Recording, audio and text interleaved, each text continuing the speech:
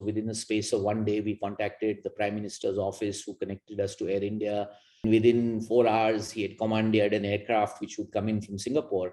Similarly, Amazon stepped in and they offered to charter 3 aircrafts of Singapore Airlines to bring this material from Singapore. Sometimes we are very critical of our country and we say things don't move fast, but I'm just using this to give you a perspective for how fast and how remarkable things can move in our country.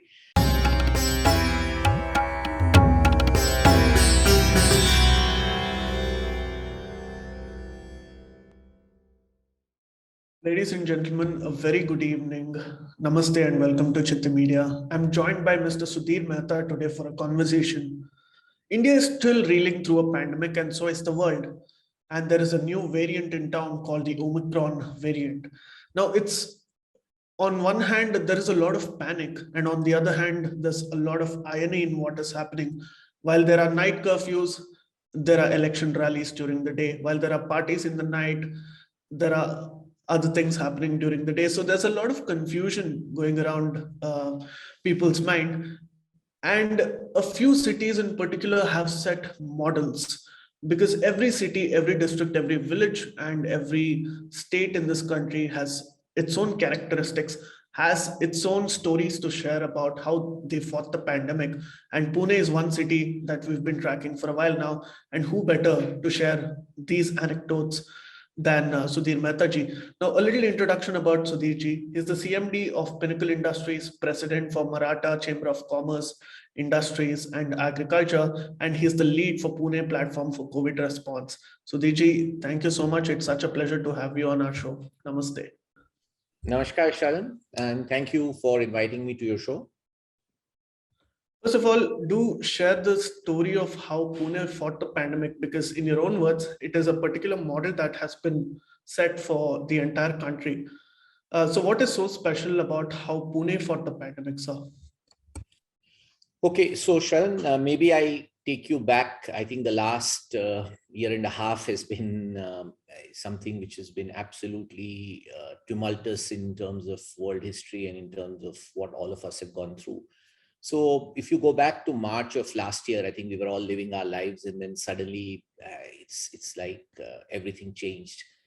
And Pune, unfortunately, has been at the center of all pandemics. We dug out data and we actually found that in 1916, 1918, when the pandemic was happening, Pune at that point was also at the center.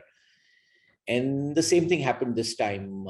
We had the first case in Pune in March of last year, where we had this family which came back from Dubai, and the driver who was driving them in the cab was the first case to get infected. At that point in time, none of us really realized what was going to happen, and this was going to be something that would change the world. But very quickly, within the space of a few days, we realized that something big was happening. So at that point, what started as a very small initiative, which I was speaking to a few friends, and then we said, okay, let's create a small group which can really start to see how we can help the government in terms of this pandemic. And that's how we started as a virtual group. We started from a WhatsApp group. And from then on, it actually grew. And today we are a group of more than 500. And we are a group of civil society, which really comprises of the key constituents. One, of course, is industry. And this is large, small industry, from IT, from services, you name it. We have members from different spectrums. The second and most important pillar is really the medical community, which of course has been at the forefront of fighting the COVID pandemic. So now we have more than 250 of the government private hospital heads, their key staff members, which are part of our group. The third element of this is the NGOs. And again, Pune has a very strong culture of NGOs. We have more than 50 NGOs, which are now part of our ecosystem, which are working very, very closely and seamlessly with us. And the last part of this is the government, which is, again, I would divide into 3 parts. One is the local city administration, which is the collector, the commissioner, the Zilla Parishad in charges, the health officers, which are very, very integral, and we work with them almost on an hour-to-hour basis. The second is the state government, which in this case, health being a state, a lot of these being state subjects, where Right. direction comes from the state government. And then ultimately you have the central government where you have different arms which are working. So over a period of time, we've created this group which is working together really in terms of trying to see how we can support the government in its efforts to combat the pandemic. Right. This is extremely admirable. And in fact, while I was researching for a few articles that I wrote during the first wave, I found a lot of eerily similar anecdotes between Pune and Bengaluru. And also, historically, both our cities have fought the pandemic, fought several pandemics together. And under the British Crown, we did have a lot of shared responses to the pandemic. So it's very interesting to find those anecdotes, right? But in terms of obstacles, now obviously because of different characteristics and the realities that different states and cities have, every city would have fought the pandemic in a different way in terms of what problem it faces. So, what would you qualify as the major obstacles that Pune saw?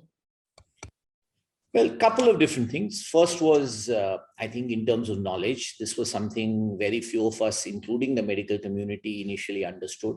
Initially, there was a lot of panic. Initially, there was lack of knowledge. There was lack of awareness. There was lack of what to do and what not to do. And the second was capacity sizing. How do you plan? I mean, when you look at it from an industry perspective, you kind of put it in a contour and say you need to do some capacity planning. How do you do capacity planning for something that you know so little about? And the spikes happen in ways that we've now all seen have been absolutely crazy. The number of cases sometimes double in a day or go four times in a day, which is how do you do that surge planning? That's the big obstacle. The other obstacle was that what do you separate the let's say, how do you make sure that there is no panic, but that there is the availability of what is needed, which is most importantly, and I would divide this into kind of three phases. One was the economic impact of the pandemic, because there was a very strong adverse economic impact. Initially, we went in for a hard shutdown, and we, as a country, we took that decision, and for 21 days, pretty much everything was shut down, which meant that a lot of people, including Pune, is a city which is very much dependent on migrant labor, is very much dependent on people coming in from Mumbai, from other places. So there was extreme disruption for a lot of people who were living day to day. Right. And the government machinery, of course, takes time, and it's not that they can start giving things immediately. So there was this 1.5 month period where our entire focus for the first part was really to see that nobody went hungry. So we did almost 16 lakh meals. We gave away 10 lakh ration kits. We were running kitchens in different parts of the city and the district. So, and I'm proud to say that possibly nobody in the city or the district went hungry. And this was an amazing example of community coming together. More than 50 NGOs were working with us. Right. People really opened up their homes, and despite the, let's say, the very hard lockdown, people were supporting each other. So that was the one part of it. The second part of it was what was happening to patients in the medical community. Pune is a city where we don't really have any large government hospitals except one, which is Sassoon Hospital. So 80% of the healthcare of the city is dependent on private hospitals. Right. And the challenge there was, how do you get private hospitals which have their own, let's say, normal activity running, to convert to COVID? There are many, many rural hospitals. At that point in time, even the medical, today we are a lot more sanguine about COVID. We understand, we don't get panicked. But at that point in time, how do you convince these small clinics and private hospitals that they should turn COVID when they knew that there was obvious challenges, there was perceived risks of healthcare workers? The remuneration that they would get for taking care of COVID patients was nowhere close to what they would do from other things. So commercial considerations were there. And how do you convince hundreds of these hospitals, specifically in urban areas, semi-urban areas, rural areas? Because if you don't take care of it in urban, semi-rural and rural areas, then the pressure all comes into Pune city, which is kind of where all the serious patients end up coming. So that was the second part of the challenge. And third part of the challenge was really working closely with the civic administration on things like knowledge dissemination, creation of data. We did a lot of data analytics, and all of us were running blind. So this was an issue which impacted all of us, and we needed to make sure that we were all in sync with each other almost on an hourly basis. Right.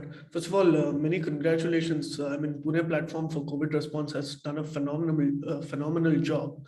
As a part of it, I did go through a few other summaries of what you have done, like Mission Rahat, for example, and Mission Vayu. So, for the benefit of our viewers, could you tell what exactly these activities covered? Sure. So one was, of course, the idea of getting smaller hospitals to become part of the ecosystem, as I said. And we realized that there were two ways to do it. One is the government mandating and saying, okay, you hospital, you become COVID. It doesn't work as well. Anything which is done with force is doesn't have the necessary impact. People, Right. you can get the hospital, but if you don't get the doctors and nurses, what are you going to do? So one of our big efforts was actually to work with the smaller hospitals, nursing homes, and get them to get involved in the COVID battle. And we did this through three ways. One was the doctors have a very system where they typically know all the doctors in their area because they're either coming from the same college or they are from the same field or they're meeting. So we use the very senior doctors who had great credibility to talk to their juniors, to talk to the young doctors, to convince them that, listen, you have to become part of this. And this is the time where you need to do your duty to the nation and become, let's say, a COVID hospital, which is treating COVID patients. The second part of that was promising them that we would have the equipment available. So we did, one of our major efforts over the last 18 months has been fundraising, and with the support of more than 500 donors, and maybe I can speak about this in detail, we've raised almost more than 250 crores in direct funding and a few hundred crores more in equipment, which was given directly by our donors. So the second was to ensure that these hospitals had the adequate equipment, the ventilators, all of the other oxygen, all of the other wherewithal that they needed. And the third was training.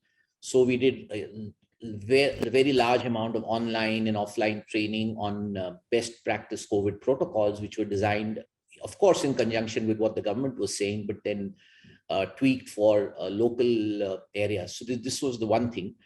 The second big mission which we did, which I think stands out in some ways as an example of what our country can accomplish, was really Mission Vayu.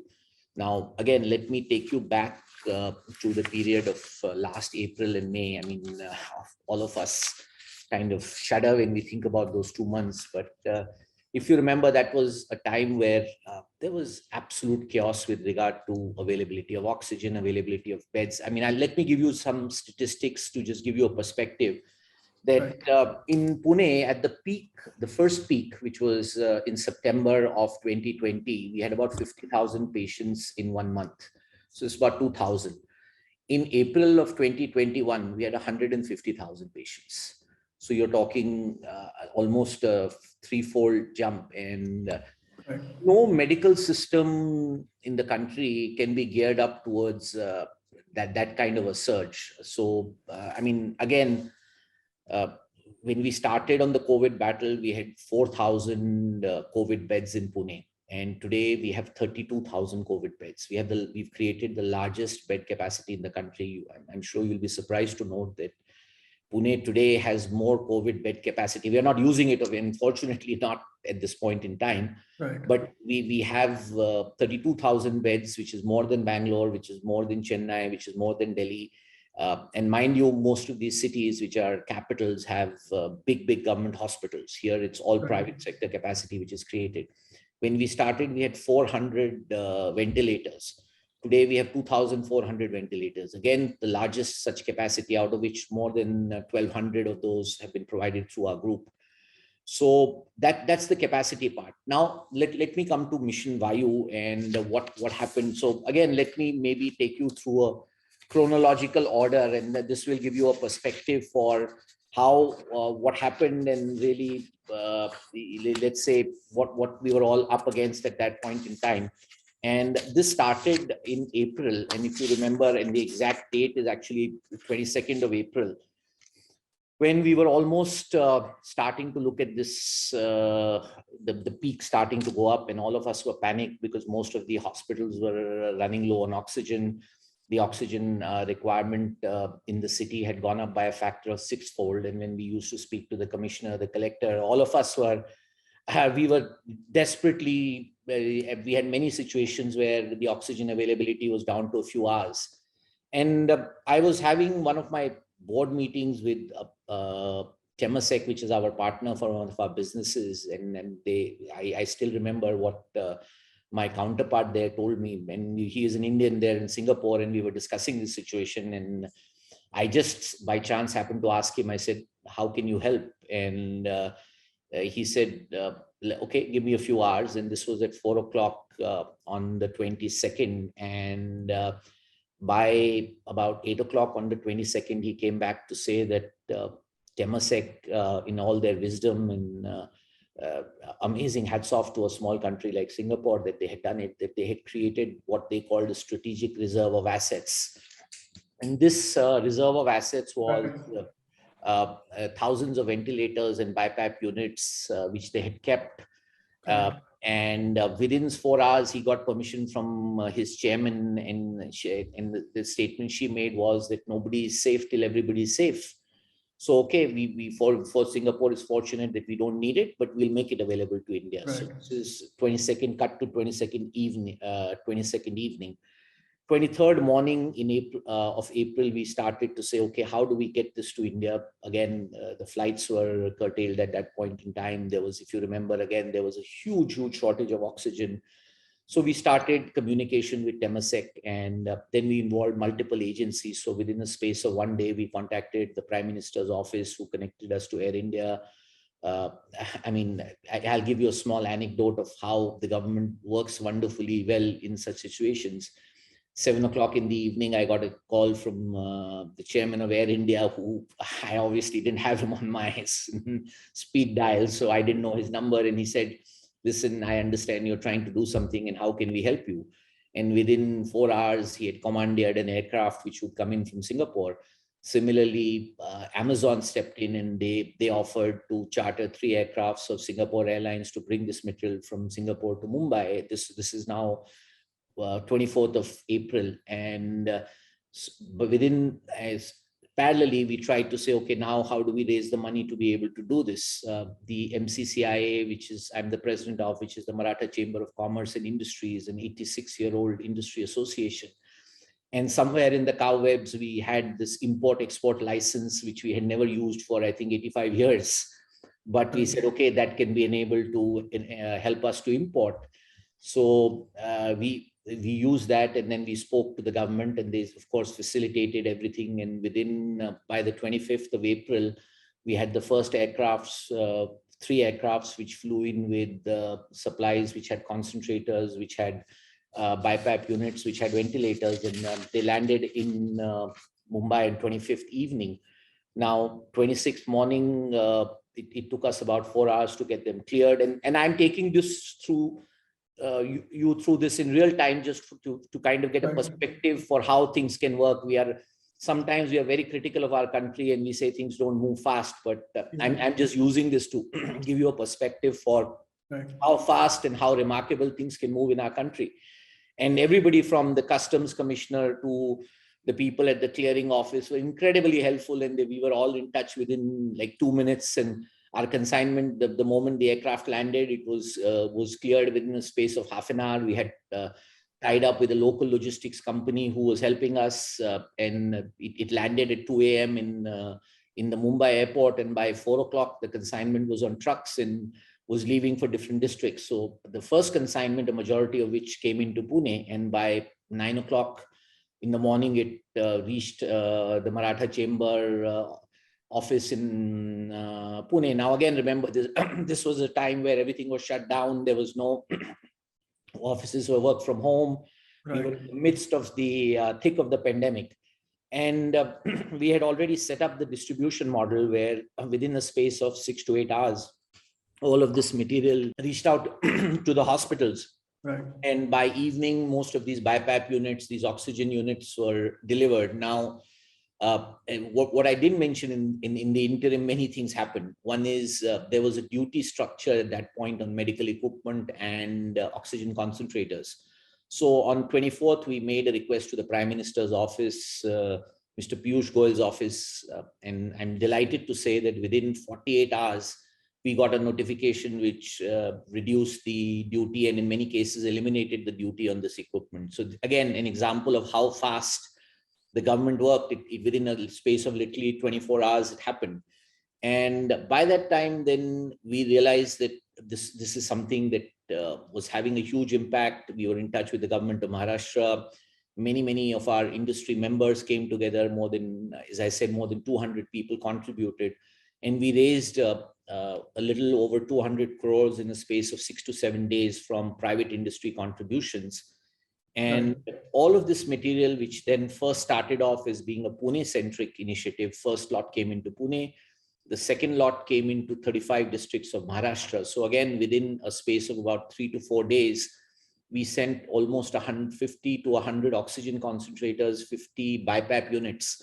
And again, I don't want to get super technical here, but the difference was that the BiPAP units didn't take as much oxygen. If you know, many high flow nasal HFNOs, what they're called, were deployed across the country.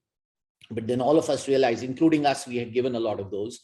And we realized during the second wave that most of them were not being able to be used because they needed a lot of oxygen, which was not available. So instead, we used these BiPAP units, got these BiPAP units installed. They were very easy to use because all you needed to do was put the mask on the patient. There was no intubation.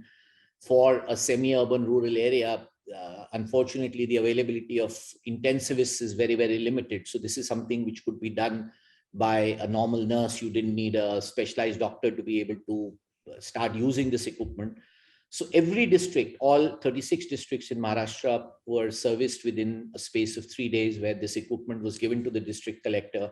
They decided where it was to be placed. It was put in the hospitals. Our only insistence was that we wanted to make sure it was put to use within 24 hours of when the equipment got there. And in many cases, it was put to use within 1 hour or 2 hours, because we were running real time against hundreds of thousands of patients which needed to be serviced. So this was the part where it went to Maharashtra. Then the third part of this started. We were working with many NGOs. We were working with across the country. And at that point in time, Delhi, Rajasthan, the South, most places had an acute shortage of oxygen. So we started then shipping out direct aircrafts from Singapore to Delhi and also to South, including Tamil Nadu, including Bangalore, many other places, to see that we were able to take care of some of those requirements of those cities. And I'm very proud and happy to be able to tell you that the 2nd of May, when we kind of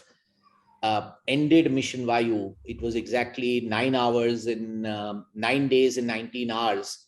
We were able to deploy hundreds of crores of this equipment. But most importantly, more than the money, I think, was the fact that this was equipment which was deployed on the ground, was being monitored, was being tracked. And we were able to have this major impact in doing it. Of course, the government stepped into action and they did their own efforts, but this was definitely a strong help in terms of supplementing the efforts. This is extremely commendable, Sudhirji. I mean, the kind of effort that it takes, the coordination, especially in times of crisis, right? I mean, you wouldn't naturally expect a response from the government so quickly because they have to monitor the situation across the country. So I think on the part of your organization and your team and the government and the civil society coming together, it's not an easy task. So I'm sure it must have been very Herculean in nature. But what I'm also interested is to sort of see how the civil society cooperated with all of these efforts, because somehow this has turned out into a Pune model that can be replicated for different cities in the future, if there is anything. And one more interesting term that I came across in some of your documents is that you call Pune a death-free city. So in what context would you say that? Okay, so let me answer a couple of points here. First of all, I have to say that all of us, sometimes in India, the politicians and the bureaucrats are much maligned, and it's always kind of in fashion to say that the politicians didn't do something and the bureaucrats didn't do something. But at least on this particular issue, I have to say that we got amazing cooperation from every government person, and they were literally working 24/7. I mean, I can tell you from experience, because there was not a night where at 2 o'clock at night or at 1 o'clock we would not be exchanging messages or communications with all this government people. Then they were available 24/7 for us. I think the most important issue here, or let's say what worked here, was the fact that we all left our egos behind. It was not that I was a person from industry and there was a person from government and the third was a person from an NGO or a politician. The fact was, at that point in time, we were all citizens which were looking to save our loved ones. Everybody was impacted. So I don't think in the second COVID wave, there was one person in the country whose close relative or family member or a friend was not impacted. So this was a challenge where everybody was at the same level, irrespective of what positions or what position of authority they held. So that was, I think, the one very, very important fact here. So there was no egos. There was no time for anybody to even think about who wanted to take credit or what was to happen. Things were happening on a real second to second kind of basis. And so that's what brought all of us together. And everybody was willing to step in and help where they needed. So industry, I think, was able to bring in the fact that industry knows how to organize. They know how to do things at scale. Quick decisions can be taken. We didn't have the bureaucracy, or you could take decisions on procurement within 5 seconds, where there was no time to go through tender documents, no time to do comparisons, all of this. You needed the equipment, it had to be there. So that was what we could bring. The government, of course, brings their ability, and at scale, the government in India can work at a level which none of us can imagine. And this is what was happening both at state and government levels, because the entire machinery was tuned to supporting it. The hospitals and all of these were, of course, the frontline people, and our job was to support them to succeed. I mean, all of us, what we did was of no value if the doctors didn't have the equipment, they were not safe, they didn't have the training, and this applies to all healthcare workers. And the last and the very important cake to this, let's say, connection to this, was the NGOs. And this, by NGOs, I mean the NGOs which are at the ground level. I mean people like the Rotary Club, the Lions Club, the Dalit Chamber of Commerce, the BJS. You name it, we worked with so many institutions which were completely across spectrum, across party lines, across political ideologies. And all of them had the reach, because they were able to reach. And to answer your question about COVID debt-free city, this is a concept that we came in when the vaccination campaign started. If you remember, when it started, there was initially a lot of hesitation. One, there was constraint of availability. Right. And secondly, there was lots of miscommunication and this typical WhatsApp university things floating around about the efficacy of vaccines and why people should take, and why Indians have natural immunity and we don't need vaccines, and all that kind of garbage was floating around. So one of the big things that we kind of promised ourselves was to say, okay, how do we help the civic administration in ramping up the vaccine process? Because we quickly realized that the only way to be safe is to get vaccinated. And that meant many, many things. We ran many campaigns. So we ran, for instance, what we called a 1:1 campaign, where we encouraged corporates that if they paid for one vaccine for their employee, then they should pay for one which is economically weaker section, which couldn't afford. This was before the time that the government had made vaccines freely available. There was a limited supply. So that was a campaign we ran. We ran special campaigns for delivery and frontline workers, which were the ones that were getting impacted. We ran many, many campaigns in the slums and in what we call the flu clinics. So again, this is the amazing part of India. We worked very closely with the RSS Jan Kalyan Samiti. And I have to tell you that the work that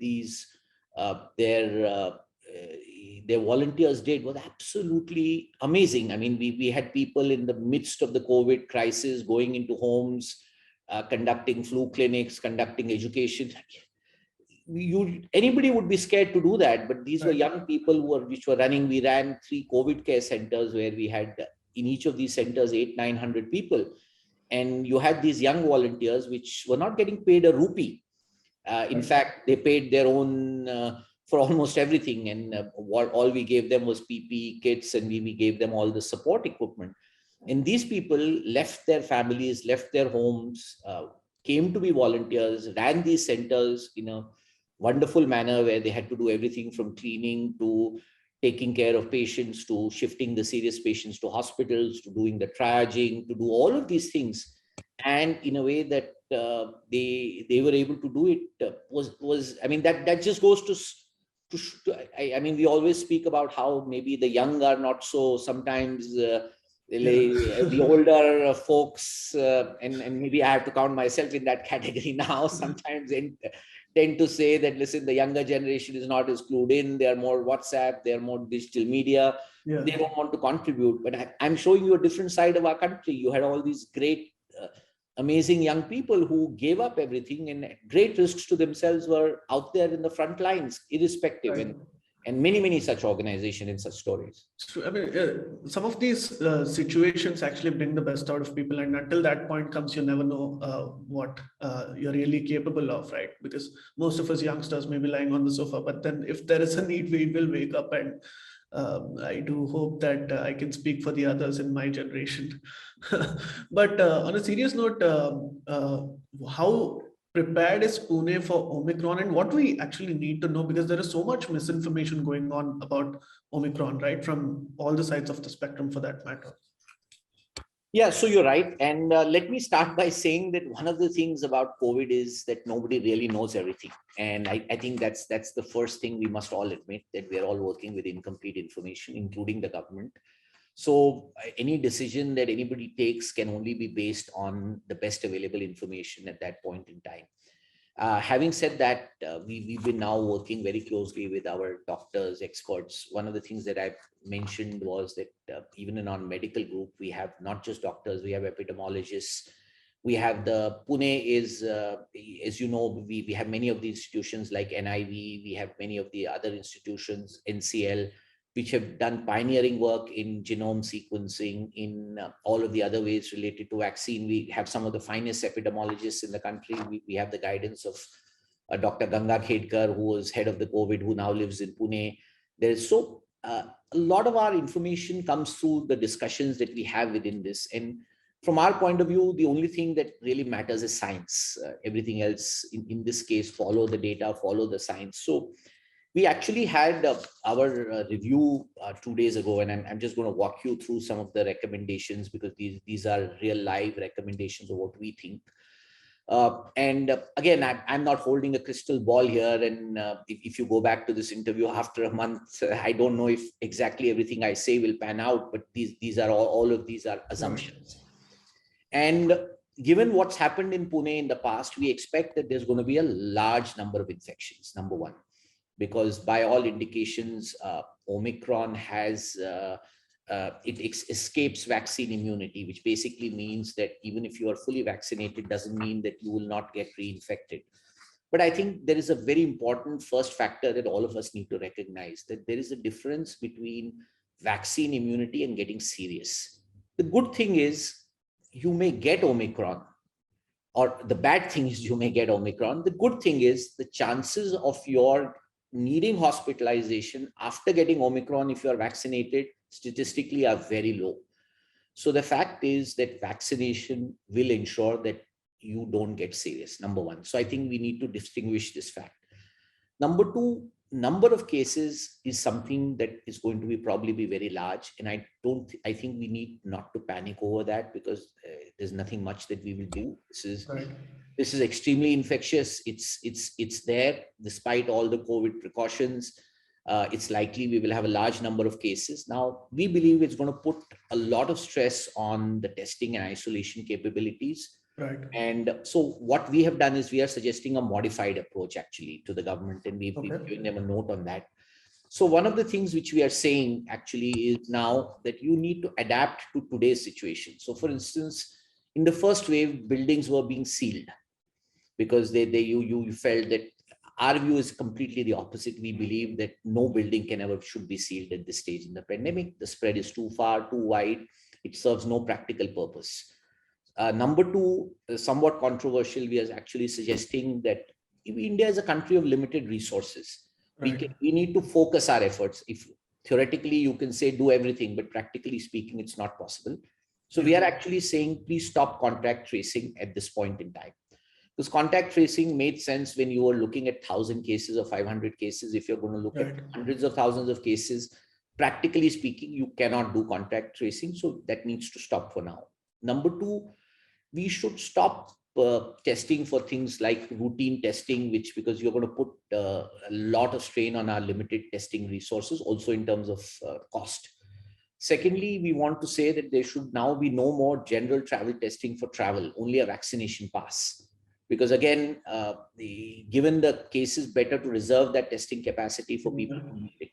The third recommendation we are making is that the isolation time for mild and asymptomatic cases should be brought down to 7 days. And this is again based on scientific data, that when you do the RT-PCR test, there is a time during which the RT-PCR test is able to detect the Omicron variant. And if that is turning out to be positive, you're probably already close to the peak, which means that the shedding or your ability to infect other people will not happen after 5 to 7 days. So rather than 5, which is what the CDC is suggesting, we are suggesting 7 days. The very important reason for doing that, and that's our biggest fear during this pandemic, is our healthcare and frontline workers. It's likely, and we hope it doesn't happen, but there is a strong possibility many of them could get infected with Omicron. Right. And if that happens, then our healthcare system is at risk. Right. So one of the things that one can do is reduce the time that these all of these people are have to quarantine, because then they're needed back. They can resume normal work. Most of them will be asymptomatic. Fortunately, they will go through this without much pain, and they can be back at work. So we are suggesting to reduce that. Of course, after that, all the COVID behavior and all the CAB has to be done. Secondly, we are recommending, and again, these are based on medical recommendations, that there's now many new drugs which are available for COVID. We need to focus on those rather than the first wave. So if you remember, during the first wave, there was a lot of focus on things like plasma, which then later turned out to be something which doesn't work. Even many of the other specific drugs. So we are suggesting that the focus on these new drugs, which are found to be more effective, should be done. Right. Next, we want to encourage home isolation, even though the transmission risk is high, because we don't believe the hospitals will have the capacity to be able to cater, and the use of telemedicine to ensure that people don't crowd at hospitals. If you're not serious, if you have an oximeter at home, which a lot of people now have because of the first, second waves, then there is no need for you to go to the hospital unless you need to, because there at the hospital, if you're there, you will crowd the hospital, the chances of infection are high. Better to stay at home. We are also recommending to reduce unnecessary social gatherings like concerts, festivals. Election rallies is a big and controversial one, where we do believe that this is not the time to be holding election rallies, irrespective of political party, and conferences. Right. For business establishments, we are recommending to do work from home where possible. But on the other hand, we believe that the time for lockdowns is gone. So things like factories or other establishments where people physically need to be should absolutely continue. There is no need to kind of shut those facilities, because with CAB, those can continue. We are also requesting, and we are mounting a very strong campaign that all those eligible for booster shots should get them ASAP. We are very fortunate as a country that there is no shortage of vaccines today. Vaccines are available in plenty. They're available at both public hospitals for people who can't afford it, private hospitals. And our encouragement actually to people is, if you can afford it, go to a private hospital, so you're not crowding a public hospital. And also it's like a subsidy. Take the subsidy only if you need it. Otherwise, just pay for it. And that's something we are recommending. Another very important thing that we are suggesting is that many of the new rapid antigen tests, which are now found to be almost as effective. The difference is 61 versus 65% efficacy. That they give the right result, should be used for screening, because RT-PCR again is something which will have limited capacity. So rapid antigen tests can be used.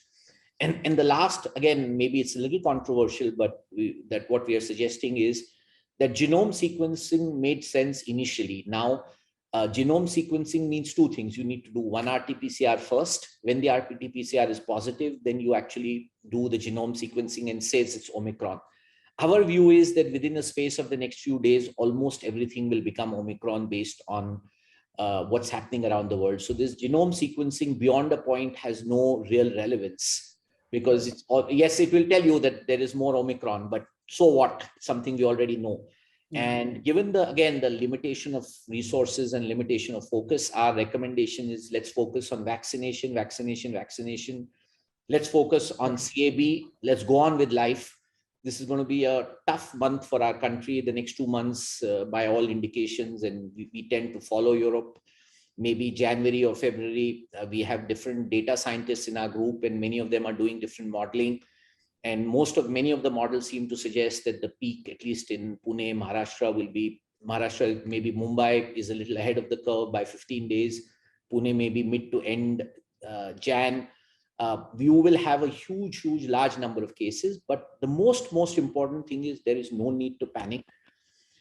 Fortunately, as a country, we have created very good bed capacities. We have no shortage of oxygen, unlikely to have one unless there is a surge, which none of us imagine. Our doctors are much more attuned to training it. The fortunate part is most of us who wanted are vaccinated. If you're still not vaccinated, then you're basically playing with your own life. And there is no reason to, because vaccines are available. Please get vaccinated. The last part of that, which I think we will all need to be careful of, but fortunately is children. This is a very emotional issue. Fortunately, boosters for children are being opened up.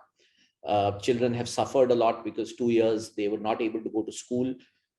And our recommendation during the interim was that you should keep schools and colleges open. Maybe for a couple of weeks, there maybe need to be restrictions, but importantly, I think those who are eligible should get vaccinated. Fortunately, very few children are getting seriously impacted. But even if they do, at least in the city of Pune, there is separate pediatric wards which are available. So in the unfortunate event that some of them need hospitalizations, I think we can be very confident that they will get good care. Thank you so much for putting things into perspective. I think this is the need of the hour, and you've been beautifully able to summarize whatever is happening in Pune.